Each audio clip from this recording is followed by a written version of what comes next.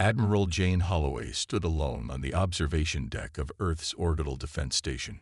She stared out at the vast expanse of stars, wondering which one concealed the approaching galactic hegemony fleet. The warning had come 3 days ago, an ultimatum from a civilization humanity had never encountered before. "Admiral," the voice of her second-in-command, Eric Nelson, broke through her thoughts. "The Security Council is waiting." Jane nodded, her reflection grim in the reinforced glass. At 53, she had never expected to be the one making first contact with an alien civilization, especially not one that demanded Earth's immediate surrender. "Tell them I'm on my way."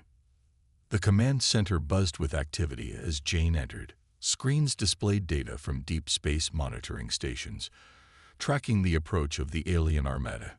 The 12 members of Earth's Security Council had gathered around the central holotacle. Admiral Holloway greeted President Olivia Chen. "What's your assessment?" Jane activated the holographic display, showing the projected path of the hegemony fleet. "Based on their current speed, they'll reach our outer defense perimeter in 48 hours. Their message was clear: surrender or face extinction. General Frank Martinez leaned forward. "And do we have any reason to believe they can back up their threats?" Jane pulled up intercepted communications from the outer colonies. "Our deep space observers have witnessed their capabilities. The hegemony has conquered 17 known civilizations in the past century alone. Their technology appears to be at least 2 generations beyond our most advanced systems." Nervous glances passed between council members. "What about the Mars Protocol?" asked Defense Minister William Powell. The room fell silent. The Mars Protocol had been Earth's most closely guarded secret for the past 25 years, ever since the discovery of the ruins and the warning they contained. Jane took a deep breath. "It's ready. The defensive grid is fully operational across all colonies. The fleet is positioned strategically. If the hegemony follows their standard invasion pattern, our countermeasures should be effective." "Should be?" questioned Powell. "We're betting the survival of our species on technology we barely understand." "It's more than that," Jane replied. "The precursors didn't just leave us technology. They left us their history, their war with the hegemony. They knew another species would eventually face the same threat. They wanted to give us a fighting chance." President Chen stood up. "The question remains, do we attempt peaceful contact first, or do we assume hostile intent and activate the protocol?" Jane switched the display to show the translation of the hegemony's message. Their communication was clear: surrender your world and resources to the galactic hegemony, or face immediate extinction. You have 5 planetary rotations to comply. This isn't a misunderstanding. "Then what do you suggest?" asked Chen. "We send them a message," Jane said. "Something simple that even their translation systems can't misinterpret. Something that tells them exactly who they're dealing with." "And what message would that be?" asked Powell. Jane looked each council member in the eye. "Run." The room erupted in discussion. Some argued for diplomacy, others for immediate military action. Jane waited patiently until President Chen called for order. "Admiral Holloway's suggestion is unconventional," Chen said, "but it serves a purpose. It will tell the hegemony that we will not surrender without revealing our defensive capabilities." After further discussion, the vote was unanimous. Earth would not bow to threats. 2 hours later, Jane stood before the quantum communications array as the message was prepared for transmission. "Are you sure about this?" Eric asked, standing beside her. Jane nodded. "The hegemony has never faced a species that was warned about them before. They've never faced a prey that was ready." The message was sent, 3 simple words that would change the course of galactic history. Run, not negotiable. The message reached the hegemony command ship 6 hours later. Grand Overseer Zolthak watched as his communication specialists struggled to make sense of the human response. Just 3 words. Zolthak's secondary eyes blinked in confusion, while his primary eyes remained fixed on the screen. Run, not Negotiable. What does this mean? Chief Intelligence Officer Vex approached with caution. It appears to be a threat, Overseer. They are suggesting we should retreat. Salthak's mouthparts clicked together in what passed for laughter among his species. In 10,000 years of expansion, the hegemony had conquered over 300 civilizations. Some had begged. Some had tried to fight. None had ever simply told the hegemony to run. These humans show either remarkable courage or remarkable stupidity. Zalthak said, "Prepare the first wave for attack. Standard conquest protocol." Back on Earth's lunar base, Lieutenant Sam Foster monitored deep space sensors as the hegemony fleet began to move. Sam had been among the first military personnel to train with the technology recovered from Mars. At 32, he had dedicated half his life to preparing for this moment. "They're accelerating," reported Lisa Grant from her station. "Formations consistent with attack patterns." Sam nodded. "As expected. Alert Admiral Holloway. It's time to activate Protocol Thermopylae." Throughout the solar system, hidden defense platforms powered up.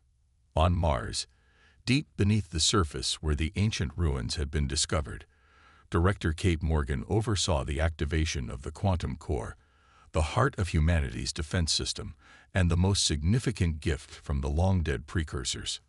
"Power levels stable," reported Dr. Paul Johnson, checking the readouts. "The network is responding across all nodes."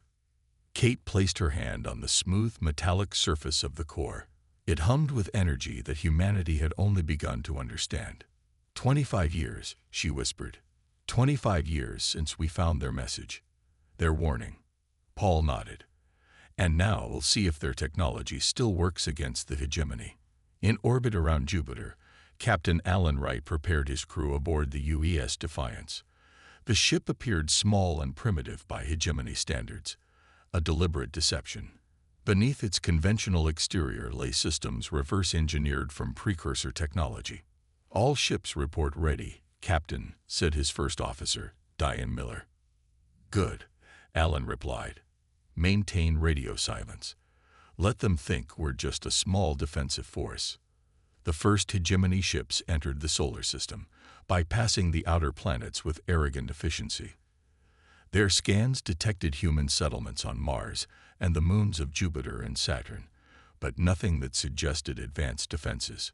On the hegemony command ship, Zalthak received the initial reports with satisfaction. Primitive propulsion technology, limited weapons capabilities, no quantum signatures detected. He turned to his war council. "This will be an easy conquest. They have resources but lack the means to defend them." "What of their strange message?" asked one of his advisors. "A bluff." Zalthak dismissed the concern with a wave. "They hope to frighten us away with words. When the first colonies fall, they will surrender their homeworld." The hegemony's first assault force, 50 ships strong, accelerated toward Mars. They expected token resistance at best. They did not detect the quantum displacement grid that had been hidden throughout the asteroid belt. They did not notice the subtle energy signatures emanating from seemingly abandoned mining stations. Most importantly, they did not understand that humanity had been preparing for this exact scenario for decades. In the Lunar Command Center, Admiral Jane Holloway received confirmation that the hegemony fleet had passed the designated threshold. "They ignored our warning," she said to Eric. He nodded grimly. "As you predicted, Admiral." Jane took a deep breath and gave the order that would change everything. "Execute Protocol Thermopylae. Let's show them why we told them to run." The hegemony attack force approached Mars with overwhelming confidence.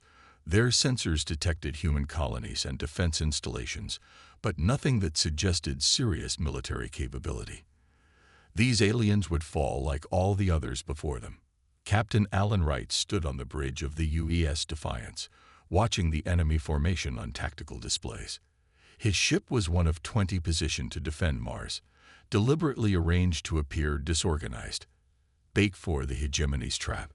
They're moving into attack position," reported Diane Miller, her fingers steady on the controls despite the tension in her voice.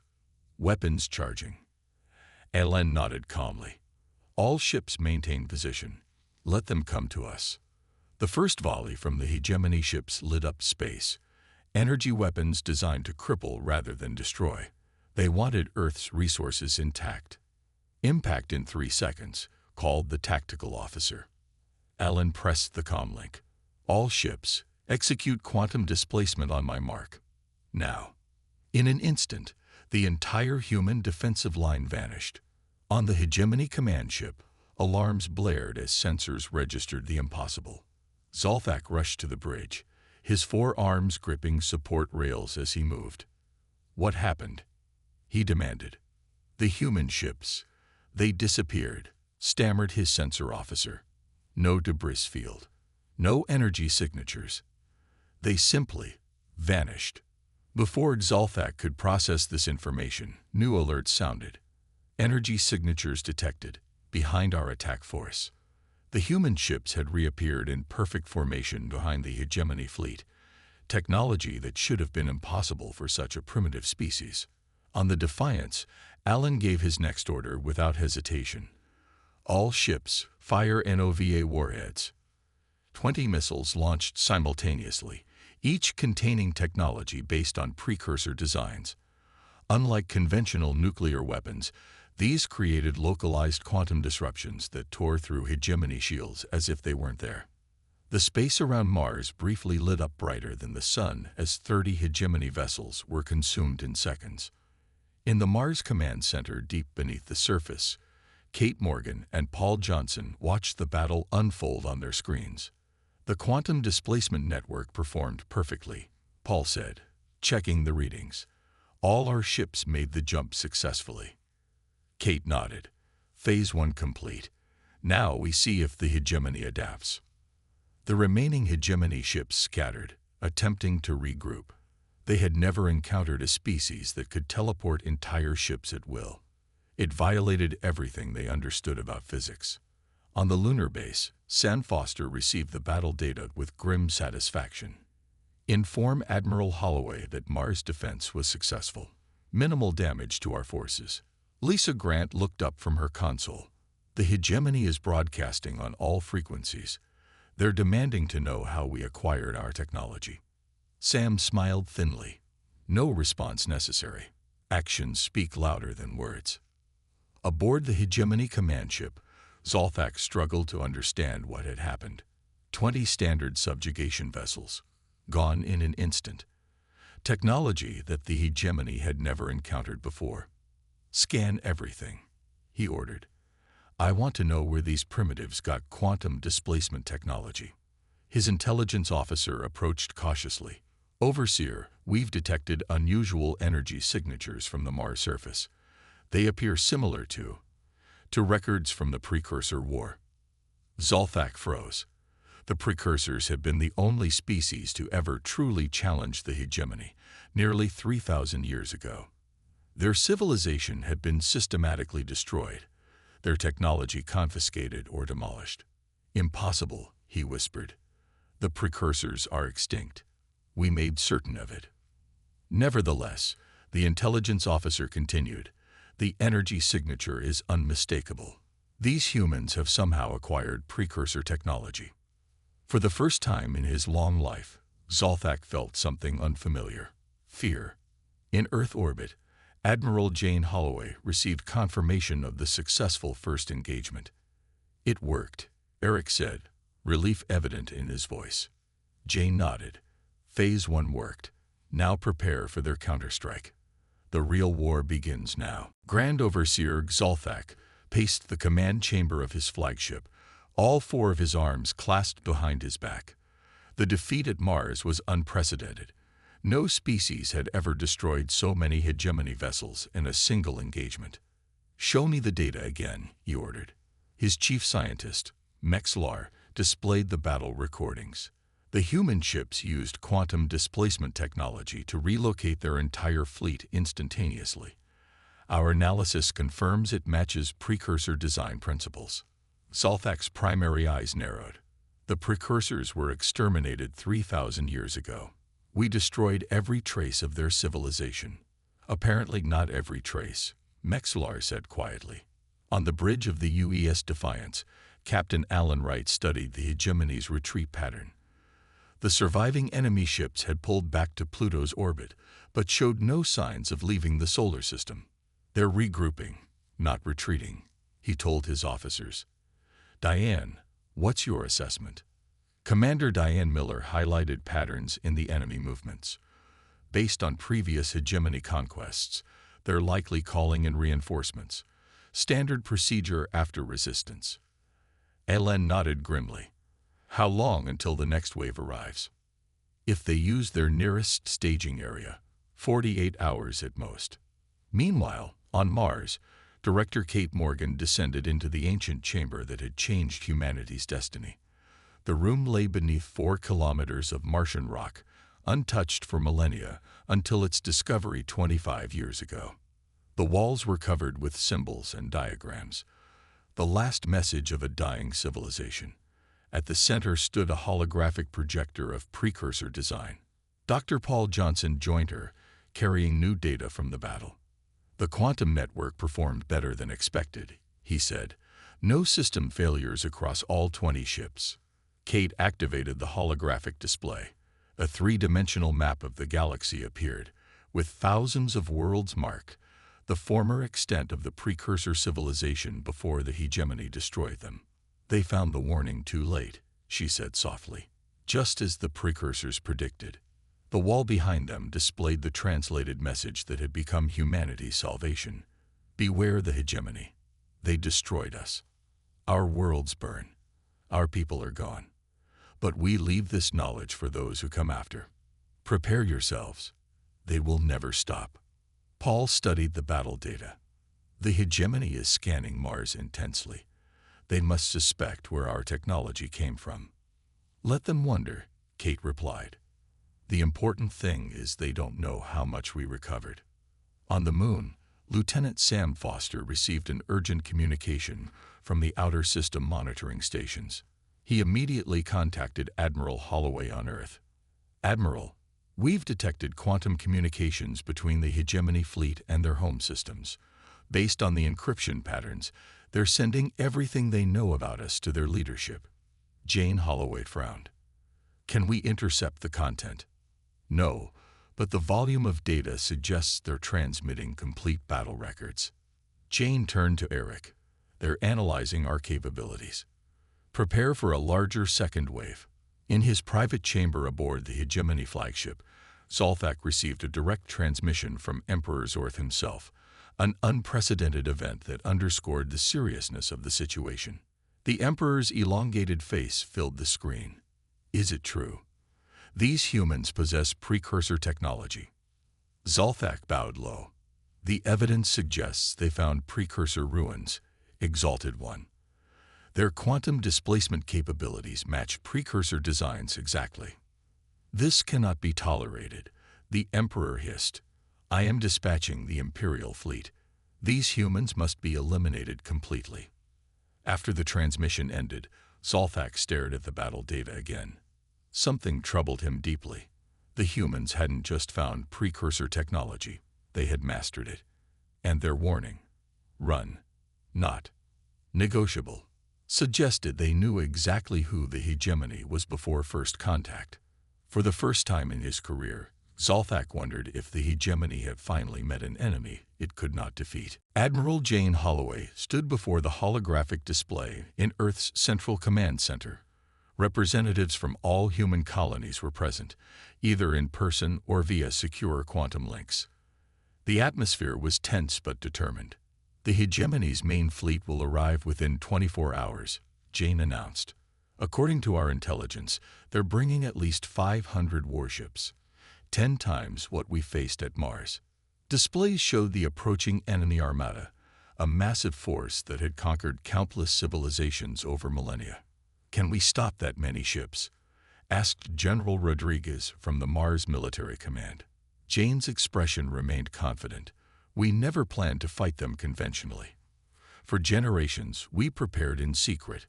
We studied the precursor technology. We built our defenses.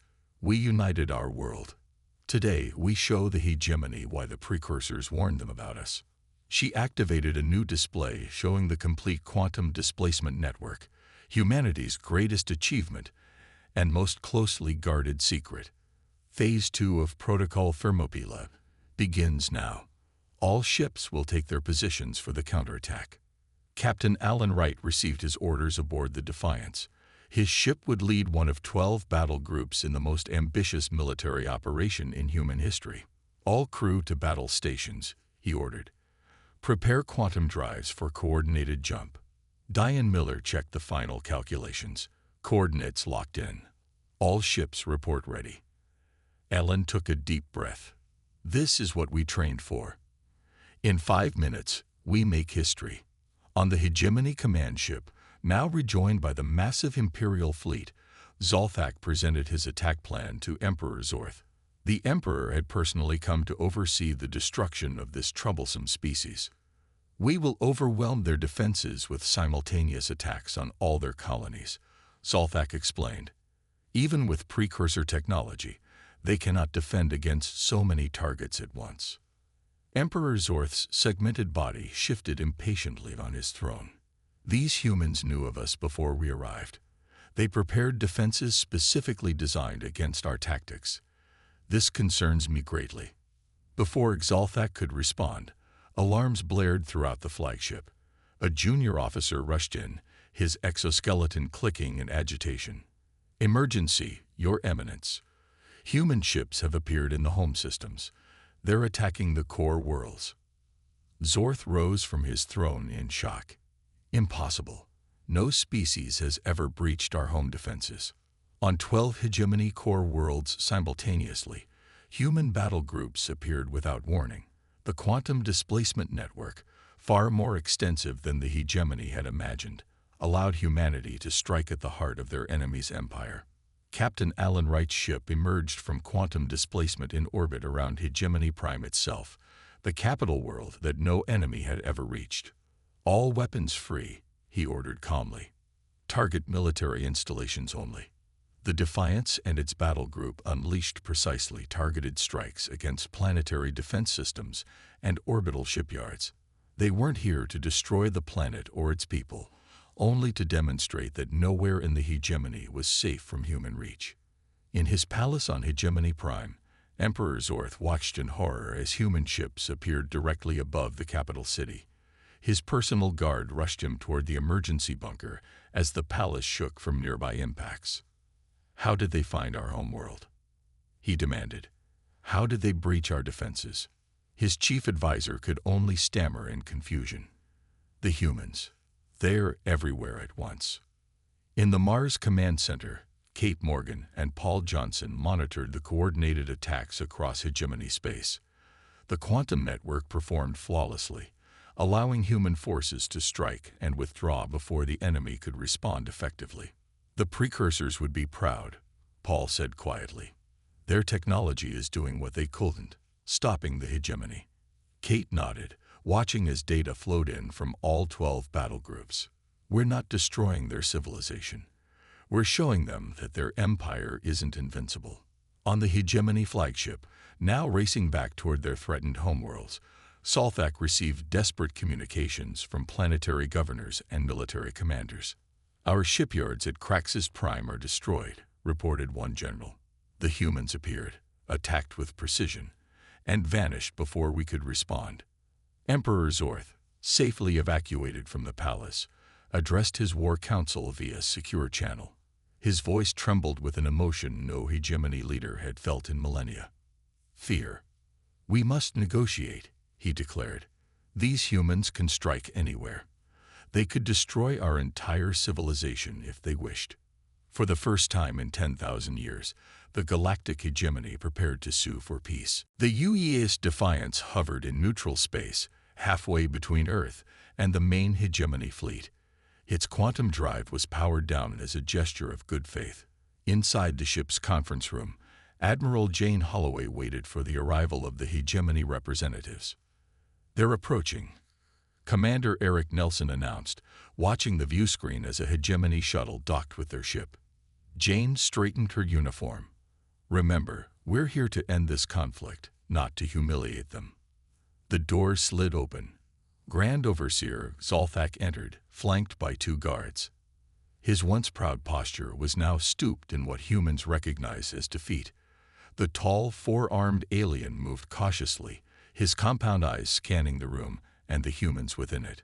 "Welcome aboard the Defiance," Jane said. "I am Admiral Holloway, representing United Earth and its colonies." Zolthak performed a formal greeting gesture. "I am authorized by Emperor Zorth to negotiate terms."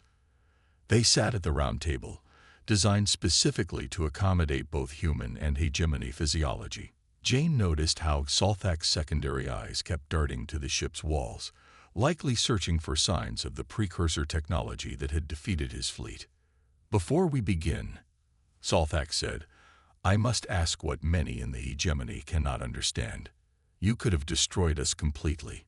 Your attacks on our core worlds were precise, targeting military installations while avoiding civilian populations. Why show such restraint?" Jane studied the alien carefully. "Because we're not like you. We don't want an empire. We don't want to conquer.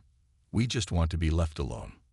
She activated a holographic display showing the ruins on Mars, the ancient warning left by the precursors. "We found their records. For 10,000 years, you've conquered and consumed. Species after species, world after world. The precursors were the only ones who fought back, and you destroyed them for it." Zolthak's mouthparts clicked in what might have been discomfort. "The precursors threatened our expansion. It was necessary." "No," Jane replied firmly. "It was genocide. And you would have done the same to us if we hadn't been prepared." She leaned forward. "The precursors left us their knowledge, their warning, and one last gift, the means to stop you." A holographic display change, showing the quantum displacement network that spanned human space. "And now, key points in hegemony territory as well. We can reach any hegemony world at any time," Jane explained. "We've installed quantum beacons throughout your empire. If you ever threaten us or any other species again, we will know, and we will respond." Zolthak's forehands trembled slightly. "What are your terms?" "First, independence for all human colonies and territories. Second, the immediate release of all enslaved species within the hegemony. Third, the establishment of a galactic council where all species have equal representation." Zolthak's primary eyes widened. "The Emperor will never." "The Emperor already has," Jane interrupted, displaying the preliminary agreement sent from Hegemony Prime. "He understands what's at stake." After hours of negotiation, the details were finalized. The document, formally titled the Treaty of Soul, would reshape the galaxy's power structure forever. As Zolthak prepared to leave, he paused at the doorway. "In 10,000 years of hegemony history, we never encountered a species that knew of us before we arrived. How much did the precursors tell you about us?" Jane smiled slightly. "Everything. They couldn't defeat you themselves, but they made sure someone eventually would." "And you chose not to destroy us," Zolthak observed, "despite knowing our history." "That's the difference between us," Jane replied. "We fight to protect, not to conquer. Remember that when you return to your Emperor." After the hegemony shuttle departed, Eric joined Jane at the viewport. "Do you think they'll honor the treaty?" Jane watched the shuttle return to the waiting hegemony ship. "They will. They've never faced a species that could reach their homeworld before. Fear can be a powerful motivator for peace." "And if they don't?" Eric asked. Jane's expression hardened. "Then they'll learn why our first message to them was so simple. Run." Across human space, celebrations began as news of the treaty spread.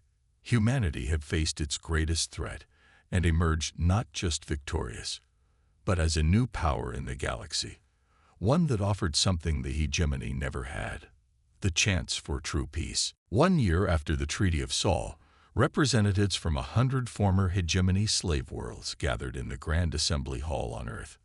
The massive room had been specially designed to accommodate beings of all shapes, sizes, and environmental needs. Director Kate Morgan stood at the entrance, watching as creatures that had once been mortal enemies now conversed as allies. Some floated in anti-gravity fields. Others moved on multiple legs or appendages. A few existed in specialized containment suits. All had come for the signing of the Galactic Concordat, the new framework for interstellar relations.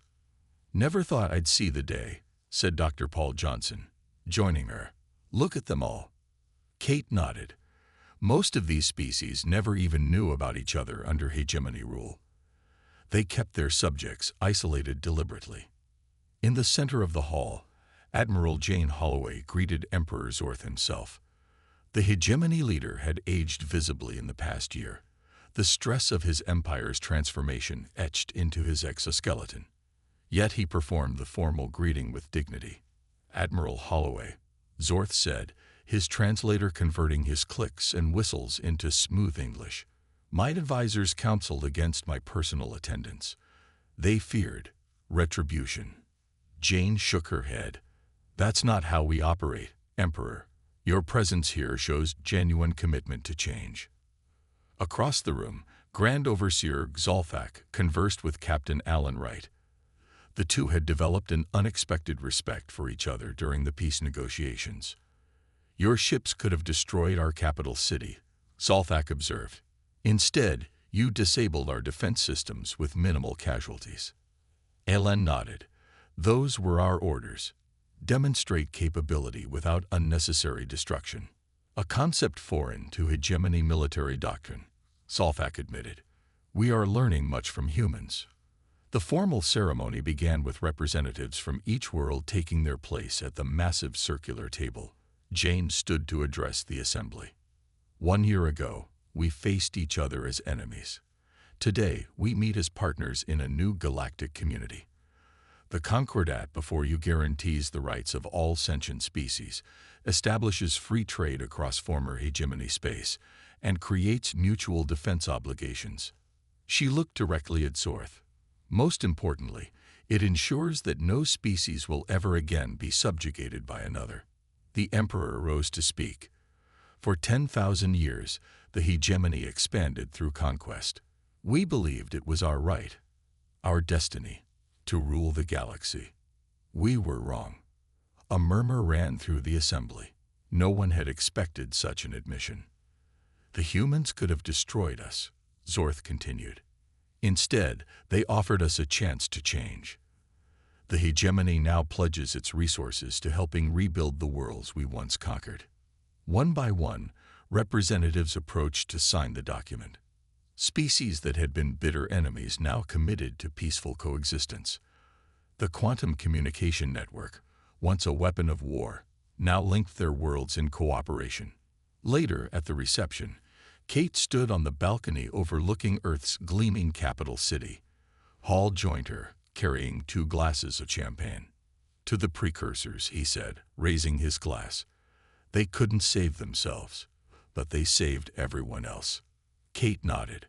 "I wonder if they knew what would happen when they left their warning. If they could have imagined all this." "We never wanted war," she said to a group of alien delegates who had joined them on the balcony. "But we were ready for it. Now we offer something the hegemony never did. Freedom, cooperation, peace." From his position nearby, Sam Foster observed, "It's ironic. The hegemony never faced a species that had been warned about them before." Kate smiled. "The precursors couldn't defeat them, but they made sure we could." As night fell, the assembled delegates moved outside to witness a special display. The sky above Earth's capital lit up with ships from dozens of worlds, former enemies now united in celebration. Standing among them, Jane Holloway felt a sense of completion. The warning from Mars had led not just to humanity's survival, but to freedom for countless species across the galaxy. "Was it worth it?" Eric asked quietly, standing beside her. "All those years of preparation, the resources we dedicated to defense." Jane watched as a hegemony diplomatic vessel flew in formation with ships from 10 formerly enslaved worlds, a sight unimaginable just 1 year ago. "Ask them," she replied, gesturing to the diverse gathering of beings around them. "We didn't just save ourselves. We changed the course of galactic history." Above them, The stars shone on a new era, one founded not on conquest, but on the simple, defiant warning that had echoed across the stars and forever changed the galactic hegemony. Run.